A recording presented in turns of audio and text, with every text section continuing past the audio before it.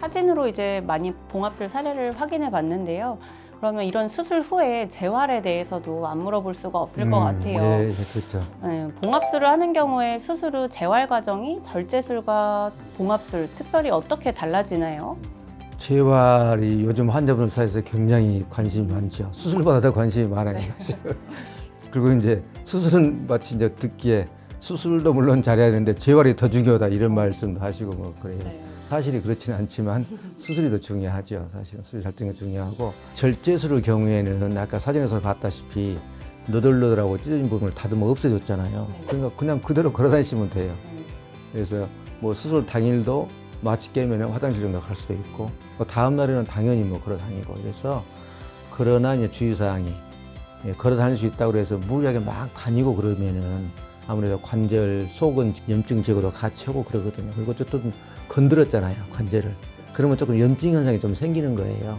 그러면 이제 무리하게 쓰고 막 걷고 그러면은 염증 현상이 심해져서 오래 가기도 하고 그래서 걸을 수 있대 너무 무리하지는 마세요.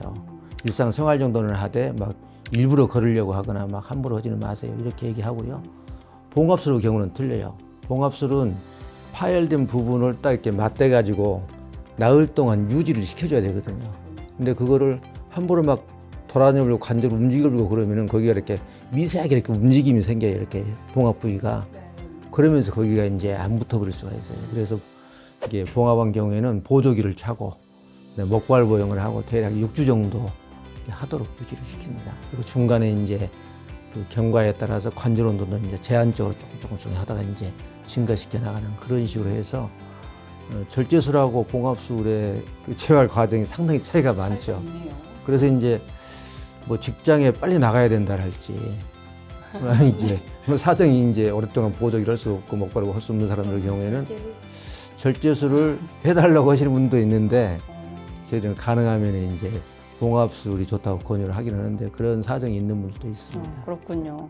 절제술은 바로 걸을 수 있지만 봉합술은 보조기 착용부터 천천히 재활을 해야 한다는 얘기셨고요. 원장님, 그럼 보조기를 착용하고 초기에는 무릎을 일정 각도 이상 굽히지 말라고도 하시는데요. 무릎을 굽히는 각도가 왜 그렇게 중요한가요? 아주 중요하다 할 정도는 아닌데 이제 이렇습니다. 네. 무릎은 반월성 연골이 이렇게 있잖아요. 이 반월성 연골이 이렇게 무릎을 이렇게 구부리고 펴고 이렇게 움직이면은 이것이 약 5mm 정도 앞뒤로 왔다 갔다 한다고 돼 있어요. 움직인다고. 그렇게 되면 봉합해 놓은 경우에는 이렇게 봉합해 놓고 이렇게 자꾸 이렇게 움직이게 되면 이렇게 좀 붓는 게 좀 지장이 생길 수 있잖아요. 그래서 그걸 주의를 시키는 거예요. 근데 그게 이제 미세하게 조금 움직이는 거라서 뭐 크게 중요할 정도는 아닌데 그래도 이제 보통 환자분들한테 지침을 내릴 때는 환자분들은 정확히 이런 기본적인 것에 이해가 좀 저희들과 같지는 않기 때문에 이렇게 과도하게 또 이제 운동해 버릴 수도 있고 그래서 제한을 시키는 거죠. 네. 아무래도 수술 후에는 허벅지 근육이 빠지는 게 눈에 띌 정도라고 들었는데요. 환자분들이 발을 딛지 못하는 상태에서 특별히 할 수 있는 운동 같은 게 있을까요? 네, 그렇습니다. 근력 강화 운동 관련 질문이신데 네. 되게 하지 수술 대부분 이게 아까 절제술처럼 마음껏 걸어라 하는 경우 제외하고는 근력 강화 운동이 굉장히 중요해요. 대부분 발을 딛지 못하고 다니니까 굉장히 뭐 종아리부터 시작해서 허벅지 근육, 둔부 근육까지 거의 다 빠지거든요. 그래서 저희들이 이제 수술 후에 약간 좀 조심도 좀 해야 되잖아요. 주의하는 기간에 할 수 있는 운동 3가지를 우리 침상 옆에다가 딱 붙여놓고 이렇게 시키고 있거든요. 항상 잊어먹지 말고 이대로 하세요라고 해서 한번 보여드릴게요. 이건데요. 무릎 재활 3종 운동인데 이거는 이제 수술 후 초기에 하는 운동이에요. 이걸로 이제 근력이 위축되는 것이 완전히 커버되지는 않지만은 기본적으로 이 정도는 해야 된다고 해서 이제 발목을 이렇게 앞으로 젖혔다 이렇게 하는 펌프 운동이라고 해서 그러면 종아리 근육이 이제 수축했다 풀렸다 하면서 근력이 단련되는 그런 것이거든요. 그리고 무릎을 누르기 운동 아니면 발 쫙 힘주는 운동이라고 하는데 허벅다리 근육이 힘을 줘서 허벅다리 근육이 안 빠지게 하는 이런 운동. 그다음에 이제 발을 들어 올려서 이렇게 올렸다 냈다 하면서 해서 이것도 허벅다리하고 둔부 쪽 운동하는 거고 이것은 기본적인 운동이고 그 다음에 이제 조금 시간이 더 지나서 6주 후에 관절 운동도 마음대로 시키고 그 다음에 발도 좀 딛게 하고 그럴 때 하는 운동은 또 이런 게 있어요. 그리고 관절경 수술 중에서 반호성 영울 수술 때 나오는 지침이거든요. 이게 이제 자세하게 사실은 돼 있어요. 관절경 수술의 개요, 진단, 치료, 검사 및 수술 후 경과, 반호성 영울의 파열 수술의 방법, 이제 제거 수술의 사례도 이제 나오고 이제 봉합술의 사례도 나온단 말이에요. 돼 있고 그 다음에 이제 나온 게 이제 반원성 연골 부분 절제 수술 치료. 여기에는 지금 굉장히 자세하게 나와요. 수술의 활동 및 보행, 환자를 궁금한 거 다 적어놨어요. 휠체어는 타야 되냐 말아야 되냐, 목발은 해야 되냐 말아야 되냐, 보행 가능한 시간과 거리는 얼마나 되냐, 이런 거. 절제 수술 후에는 어쩐다 그랬죠? 휠체어는 목발 됩니다.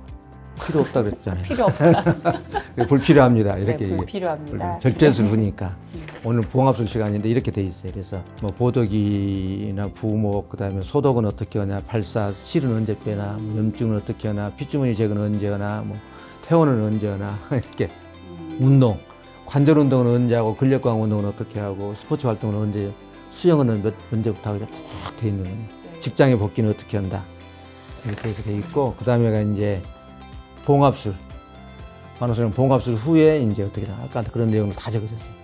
보조기, 휠체어, 목발, 봉합술은 아까 말한 것처럼 내가 그 개요를 말씀드렸잖아요. 그런 초기에는 좀 주의하는 거, 술 후에는 좀 더 강하게 근력 운동하고 관절 운동하는 그런 게, 그래서 아까 말한 그런 항목들이 다 적혀져 있어요. 그리고 이제 아까 보여드린 이 그림은 이제 술 초기에 되게 보조기랑 이렇게 유지하고 있을 때 주로 하는 운동이에요. 그때는 이제 함부로 움직이면 이제 연골 봉합해 놓은 곳이 붓는데 지장이 생기니까. 그래서 이제 이 시기를 지나고 나면은 좀 더 강화된 근력 운동, 그러면서 이제 또 관절염에서 이런 운동 하는데, 강화된 근력 운동 하는 게 이제 이 책교 뒤 말미에 이렇게 돼 있어요. 허벅다리 운동, 종아리 운동. 그래서 이제 시간이 지나면은 이제 이런 것들을 다 하도록 교육을 시켜줍니다. 그래서 아까 말한 그 세 가지 운동 기본으로 해서 실결구 운동, 실내 자전거 타기도 하고, 발 뒤꿈치 들어 올리기 운동도 하고, 허벅지 근육 강화 운동도 하고, 몸통 운동도 하고 등등 해서 하도록 해서 교육을 시키고, 그래서 그 재활 과정에서 이 비디오를 통해서 말씀드리고 싶은 게, 그 환자분들이 생각하는 것보다 근력 강화 운동, 근 위축을 방지하는 이런 운동도 굉장히 중요하다. 다시 한번 강조하고 싶습니다. 네. 수술 후에 근력 운동이 중요하다. 네. 이런 경우도 있더라고요. 수술하고 나서 몇 주가 지나도 무릎이 계속 붓는 경우인데, 이거는 자연스러운 회복 과정이라고 생각하면 되나요? 아니면 염증 같은 걸 또 의심을 해봐야 되나요? 그렇죠. 이제 이 질문에 답을 하려고 하면 시청자분들을 위해서 몇 가지 말씀드려야 되는데, 일단은 수술을 하면은 절제술을 같은 간단한 수술을 하고 뭘 해도 대부분 조금씩 주변에 있는 염증들을 제거해주는 수술하고 좀 관절 속을 건드려줘요, 일종의. 네. 이게 평온한 상태가 아닌, 어떻게 좀 그렇기 때문에 시간이 지나면 조금씩 절제된 이런 조직들이 치유가 되면서 염증 반응이 일어나는 것은 잘 알고 계시잖아요. 우리 의사들은 잘 알잖아요. 그래서 염증 현상이 조금씩은 다 생기는 거예요. 그래서 조금씩 물도 찰 수 있고 그러는데, 시간이 가면서 점차 이제 빠져가죠. 그래서 이제 그것도 이제 사람에 따라 달라요. 얼마나 빨리 회복이 되느냐, 얼마나 또 덜 붓느냐 이런 것은. 근데 의외로 환자분들은 붓는 것에 굉장히 민감해요. 예, 그래서 제가 이렇게 말씀드려요. 그래서 이제 이런 염증 반응을 적게 하기 위해서 무리하게 걷지는 말아라. 환자분이 편안하게 느낄 수 있는 정도 범위 안에서 활동하세요. 무리하게 일부러 걷거나 일부러 운동하지 마세요. 이렇게 하고, 통상 이게 거의 좋아지려면은 한 달 내지 2달은 갑니다 라고 생각하세요 라고 해요. 그래서 그런 범위 안에서 일부 부어 있는 것은 큰 탈은 없고, 여기서 이제 염증 하는 것을 우리 환자분들은 항상 또 오해한 게 하나 있는데, 우리 이제 의사들은 알잖아요. 염증이라 그러면 이제 조직이 비정상적인 상태여 가지고 조금 빨개지기도 하고 붓기도 하고 뭐 아프기도 하고 이런 거잖아요. 근데 되게 우리 환자분들을 염증이라고 하면은 우리가 보통 말하면 고름 생기는, 농이 생기는 이제 염증, 그건 우리가 이제 의학적으로 화농성 염증이라고 그러잖아요. 그럼 화농성 염증이라는 것은 부었다 그래서 화농성 염증이 생기는 건 아니잖아요. 그래서 그런 것까지 걱정하실 필요는 없고, 조직이 치유되는 과정에서 나아가는 자연스러운 과정이다라고 보면 되는데, 그 과정이 너무 심하게 일어나면 좀 더 불편해지고 오래가고 그러니까 이제 아까 말한 것처럼 너무 무리하게는 쓰지 않으시도록 권유하는 거죠. 네. 아까 말씀하신 대로 화농성인 경우는 좀 특징적으로 어떻게 알 수 있을까요? 아유, 관절 수술 후에 화농성 관절염이 생기면은 아주 복잡해요. 아주 복잡. 정형외과 의사가 아주 싫어하는 거고. 거의 이제 없는 거라고 거의 생각하면 없고 관절경 수술에서는 거의 없습니다. 알겠습니다. 근데 만약에 생긴다면은 그 따로 또 수술을 해야 됩니다. 아, 그렇군요. 속에 염증도 제거해주고 또 이제 뭐 다 씻어내기도 하고 항생제도 많이 쓰고 그래야 되고 정형외과들이 제일 싫어하는 겁니다. 그렇네요. 그럼 없는 거라고 생각을 하고 근데 관절경 수술에서는 없다라고 거의 생각해도 없다고 됩니다. 생각을 하면 되겠네요. 네, 반월상 연골 봉합술은 아무래도 젊은 사람들만 주로 해당되는 걸로 알고 계신 분들도 꽤 있던데요. 중장년층이나 고령 환자도 봉합술이 가능한가요? 가능하지요. 가능하고요. 그렇군요. 특히 이제 물론 재생 능력이 젊은 사람들이 많잖아요. 네. 그래서 저는 이렇게 해요. 사람마다 조금 의사마다 다를 수 있는데 젊은 사람들 예를 들어서 30대, 20대, 뭐 40대 초반 여기까지는 이제 조금 표현이 좀 그런데 악착같이 봉합하려고 노력을 해요. 어쨌든 그분들은 또 이제 중요하잖아요. 이른 나이에 그렇게 젊은 나이에 연골 절제가 되면은 또 많은 세월을 이렇게 관절 연골에 충격이 가해지며 살아야 되니까 관절염 발생할 확률이 높아지잖아요. 그러니까 어떻게든 가능하면 꼬매주려고 노력하고 정 안 될 때 절제를 해줘요. 그래서 봉합해서 안 되더라도 그런 분들은 안 되면 그때 그건 절제술 하자 이렇게 나가고 그다음에 70 이상 되신 분들은 이제 관절염이 있냐 없냐에 따라 다르기도 하는데 그분들은 절제를 해도 활동 자체가 젊은 사람처럼 이렇게 충격이 많이 가는 활동을 많이 하지 않고 네. 절제술을 해서 충격 흡수 작용이 떨어져서 관절염이 발생하려면은 시간이 필요해요. 그게 뭐 1, 2년 된다고 금방 관절염 되고 뭐 한 5년 되니까 관절염이 심해져 가지고 아파서 못 걷고 이런 게 아니에요. 5년, 10년 세월이 필요한 거예요. 그러니까 그 연세에는 절제술을 해도 그걸로 인해서 관절염이 생긴다고 볼 수 없기 때문에 편하게 절제해서 빨리 성하는 게 좋잖아요. 50대도 물론 일단 봉합할 수 있는데 당연히 봉합해 줘야 되고요. 60대인데 60대에도 좋은 부분이 예를 들어서 아까 말한 혈액순환이 좋고 그다음에 길쭉하게 찢어져가지고 봉합하면 잘 붙겠다라고 하면 봉합해 줍니다. 네. 네. 연령이랑 부위 뭐 이런 것들이 중요하게 여겨지네요. 원장님, 마지막으로 환자분들이 사실 가장 궁금해하는 부분일 텐데요. 봉합술 후에 회복까지는 보통 어느 정도 걸리고 언제쯤 이전처럼 일상생활로 복귀할 수가 있을까요? 예, 중요한 얘기인데요. 우선은 보조기하고 목발보행 하는 것을 기본으로 6주를 하고요. 대개 저는 한 2주 정도를 더 하도록 권유해요. 한 8주 그러니까 한 2달쯤 되는 거죠. 2달쯤 되면은 이제 목발하고 보조기를 떼세요.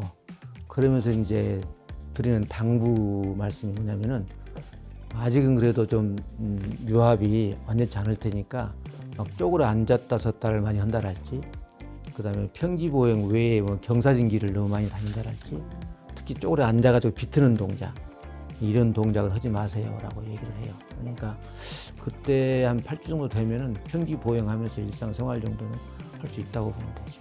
8주 정도. 네. 그런데 그런 것은 집도 의사에 따라서 조금 차이가 있습니다. 그래서 이제 저는 조금 더 보수적으로 가는 편이에요. 왜냐하면 일단은 제 생각에 파열된 것이 안 붙어버리면 굉장히 곤란하잖아요. 그러니까 조금 환자분이 불편해도 일단은 잘 붙게 만드는 쪽으로 빨리빨리 진행을 안 하는 편이에요. 오늘은 그 정재원 병원장님과 함께 반월상 연골 봉합술에 대해서 자세히 알아봤습니다. 수술이 필요한 경우부터 회복 과정에서 꼭 지켜야 할 부분들까지 시청자분들이 정말 궁금해하셨던 내용들이었을 텐데요. 무릎 통증이 생기면 무조건 겁먹기보다는 정확한 진단과 치료 계획을 통해서 빠르게 건강하게 회복하실 수 있다는 점 꼭 기억해 주셨으면 좋겠습니다.